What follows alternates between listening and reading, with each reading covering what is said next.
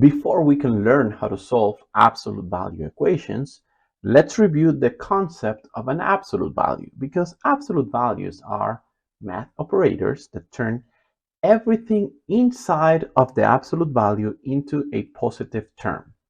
For example, if we have the absolute value of 7, that's equals 7. Absolute value of positive 7 equals 7. That's already positive, so the absolute value is not really doing any work here.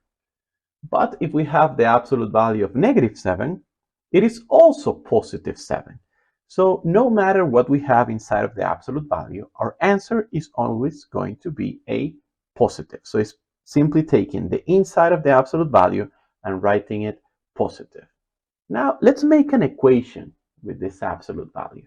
If we have the absolute value of x equals 7, well, we know from this scenario that x could be positive 7, because if we make absolute value 7, that is just equal to 7. But from this other scenario, we also know that x could be negative 7, because the absolute value of negative 7 is also equal to 7. That being said, if we go back to our equation, what we started with, absolute value of x equals 7, that means we have two possible solutions for x. We could say that x is equal to negative 7, because if we replace x for negative 7, absolute value of negative 7 equals 7. We could also say that x equals positive 7, because absolute value of positive 7 is also equal to positive 7. So we have two solutions, and this will be very important when working with absolute values. We always have a negative solution and the positive solution. Now that we understand how absolute values behave, we can solve absolute value equations. And what we really need to understand in this situation, besides everything we have already learned through this unit, is that we have to consider the positive and the negative solutions of the absolute value. So all we really have to do is, we're going to write the equation, the x plus 6 equals 18, but we're going to consider the negative scenario. So we write it x plus 6 equals negative 18. And we also consider the positive scenario. X plus 6 equals positive 18. And this is what we're going to do every single time.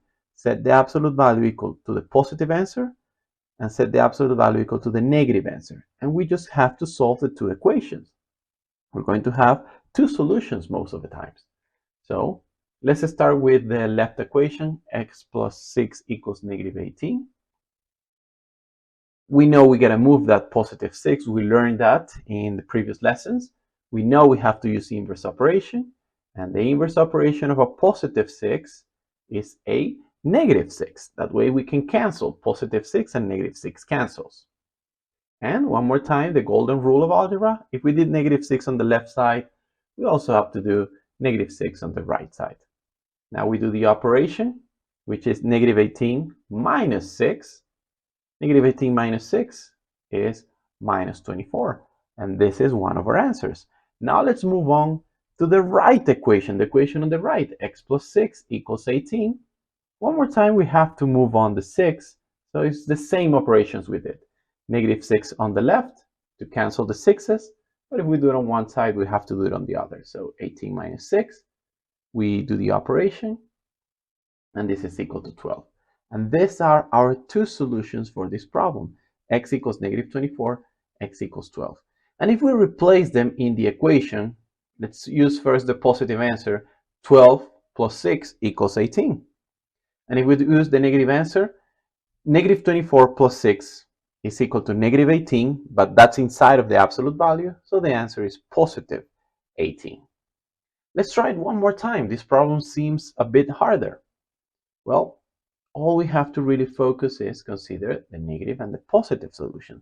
So to eliminate that absolute value and actually have a solution, we just have to get rid of the absolute value. And to get rid of the absolute value, all we gotta do is write an equation, 2x minus 5 equals negative 21. We use the negative scenario. And then a second equation, 2x minus 5, using positive 25, the positive scenario. And that's it. What do we have here? Well, let's start solving the left equation. We have a minus 5. We have a 2 multiplying the x. And this is a two-step linear equation as we learned in lesson 3.2 of this unit. We learned in this unit that we need to start with the addition subtraction, and we gotta use the inverse operation. So we have a negative 5.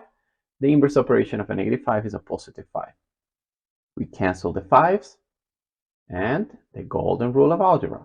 If we do it on one side, we must do it on the other. So we also do a positive 5 on the right side. Minus 21 plus 5 is equal to negative 16. And now we still haven't finished. We now have to focus on the multiplication, which is 2x. So we divide both sides times 2 by 2. Negative 16 divided by 2, because if we do it on one side, we do it on the other. Negative 16 divided by 2 is equal to negative 8. Now we move on to the right equation. We start with the negative 5 one more time. So we do positive 5. That way we cancel the 5s. But if we do it on one side, we do it on the other. Then 21 plus 5 equals 26. And then 2x, that 2 is multiplying the x, so we do a division. So we can cancel the 2's, and we divide 26 by 2. 26 divided by 2 equals 13. And we get the two solutions. One more time, we can plug them back into the original equation and check our answers. So for solving absolute value equations, we just have to focus. We just need to understand that we need two solutions. One with the negative, like in this case, 2x minus 5 equals negative 21 on the left side, and the other solution with the positive, 2x minus 5 equals positive 21